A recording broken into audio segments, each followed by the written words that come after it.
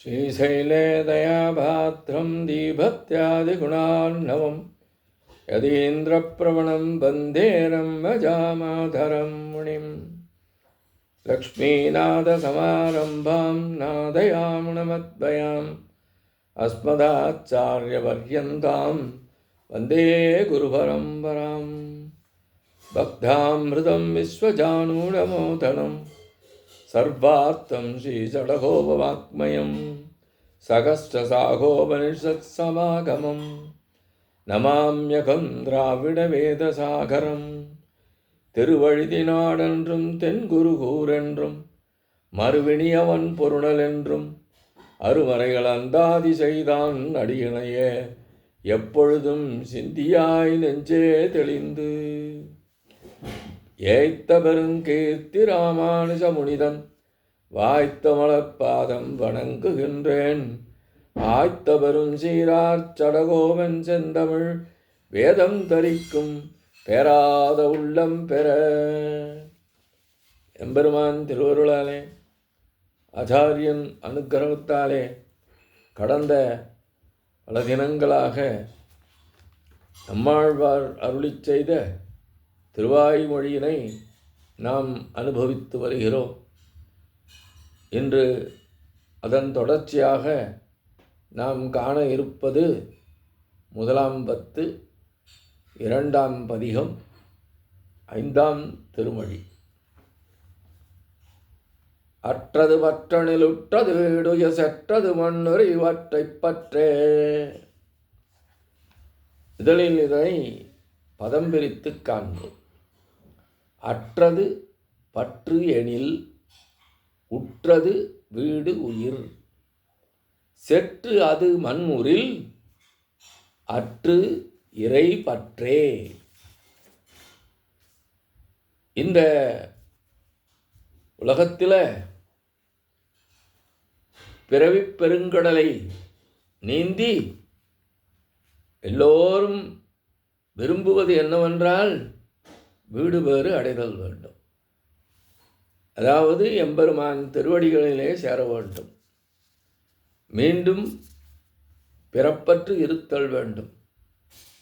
இதுவே உலகில் உள்ள பல்லோருடைய விருப்பமாக உள்ளது. இருப்பினும் அவர்கள் என்ன செய்கின்றார்கள்? இங்கே உலக வாழ்விலே உலக விஷயங்களிலே ஈடுபட்டிருக்கும் பொழுது அவ்வளவு எளிதாக அதனை விட்டு விலகுவதற்கு அவர்கள் விரும்புவதில்லை. ஒருவர் பார்த்து எவ்வாறு இருக்கின்றீர்கள் என்றால், நன்றாக இருந்தாலும் கூட ஏதோ இருக்கின்றோம் என்று மேலும் மேலும் உலக விஷயங்களிலே ஈடுபட்டே இருக்க விரும்புகின்றார்கள். இதனால்தான் ஆழ்வார் இந்த பாசுரத்தின் மூலம் நமக்கு அற்றது பற்றனில் உற்றது வீடுயிர் என்கின்றார். உலக விஷயங்களிலே உள்ள ஆசையை நீங்கியவுடன் உயிரானது மோட்சத்தை பெற்றதாகும், அதாவது கைவல்யம் பெற்றதாகும். அத்தகைய ஆத்ம பிராப்தி என்னும் கைவல்ய மோட்சத்தை நீக்கி நிலையாக நிற்கும்படியான பகவத் விஷயத்தை கிட்டுவதற்காக மற்றவற்றை தவிர்த்து அவனையே பற்றுவாயாக என்கின்றார். செற்றது மண்ணுள் அற்றிலனை பற்றே. அவனை பற்றும்போது ஏற்படுகின்ற தடைகளை நீக்கும் தன்மையை ஆழ்வார் அருளிச் செய்கின்றார். இங்கு தடை என்பது கைவல்ய அனுபவம், அதாவது ஆத்ம அனுபவம் ஆகும். அதனை தடை என்று ஏன் கூற வேண்டும்? இந்திர உதவியை அடைய எண்ணுபவன் வேறு தாழ்ந்த ஐஸ்வர்யத்தை விரும்ப மாட்டான். பிரம்மபதத்தை அடைய எண்ணுபவன் இந்திர பதவியில் கண் வைக்க மாட்டான். ஆத்ம அனுபவத்தில் ஆசை கொண்டவன் ஐஸ்வர்யத்திலே கண் வைக்க மாட்டான். அனைத்து திருக்கல்யாணங்கள் கொண்டவனும் திவ்யமான மங்கள விக்கிரகத்தை உடையவனுமாகிய எம்பெருமானை பற்றுபவன் மேலே உள்ள எதிலுமே ஈடுபட மாட்டான். ஆக இங்கு தடையாக உள்ளதை அருளிச் செய்கின்றார். அற்றது பற்றெனில் உடலும் உடல் தொடர்புடைய பொருள்களும் ஆகிய இவற்றில் உண்டான ஆசை நீங்கியது என்னும் நிலையிலே உற்றது வீடுயிர். உற்றது வீடுயிர் என்றால் ஆத்ம மோட்சத்தை அடைந்து, அதாவது கைவல்ய இச்சை பிறக்கும் என்பது கருத்து. வேறுபட்ட ஞானம் மற்றும் சொரூபம் கொண்ட ஆத்மாவுக்கு உடல் தொடர்பு காரணமாக ஞான மறைவு உண்டாகிறது. யோகம் மூலம் அந்த மறைவு நீங்கியவுடன் சொரூபம் புலப்படும். அது நித்தியமான, ஞானமயமான, ஆனந்தமயமான தன்மை கொண்டதால் இந்த ஆத்மா தன்னையே அனுபவிக்க அமையாதோ என்று தன் பக்கம் அகப்படுத்திக் கொள்ளும். அதாவது கைவல்ய அனுபவத்திலே சிக்கிக்கொள்ளும். செற்றது. அத்தகைய ஆத்மா அனுபவம் தலைதூக்க இயலாதபடி செய்து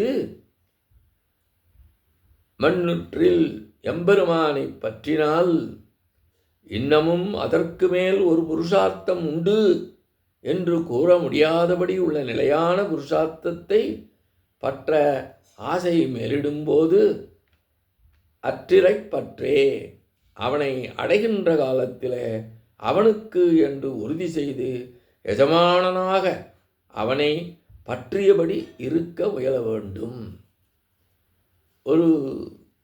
இந்த தத்துவார்த்தத்தை திருக்குறளில் கூட நாம் காண இயலும். பற்றுக பற்றற்றான் பற்றினை அப்பற்றை பற்றுக பற்றுவிடற்கு. திருமூலர் என்ன கூறுகிறார்? ஆசைப்படப்பட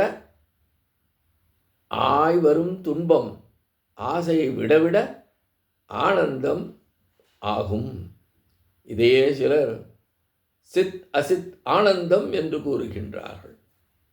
ஆகவே எம்பெருமானை அடைகின்ற காலத்திலே அவனுக்கு என்று உறுதி செய்து எஜமானனாக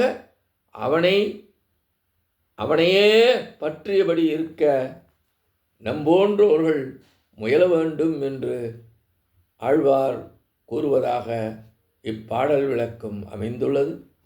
இத்தோடு என்ற காணொலியை நிறைவு செய்கின்றோம். எம்பெருமான் திருவடிகளே சரணம். நம்மாழ்வார் திருவடிகளே சரணம். எம்பார் திருவடிகளே சரணம்.